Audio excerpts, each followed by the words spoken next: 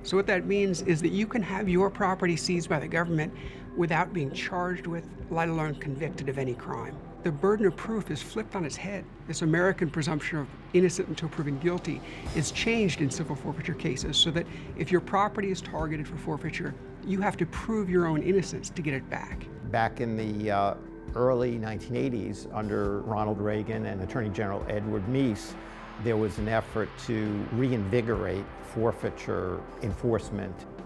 David Smith is the former deputy chief of the Asset Forfeiture Office at the Department of Justice.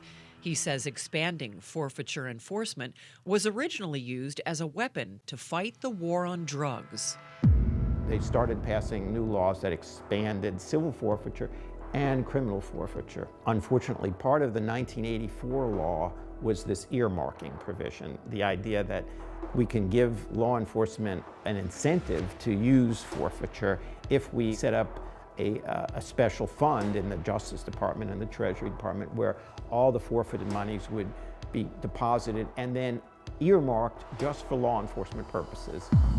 There's a program called equitable sharing, and that is a dangerous program. It's a program in which the federal government will come to local law enforcement agencies and say to them, if you'll cooperate with us in this civil forfeiture case, we can kick back up to 80% of the money we get to pad your local budgets. Right after that was passed, forfeiture started to go on a curve like this, and it's never stopped.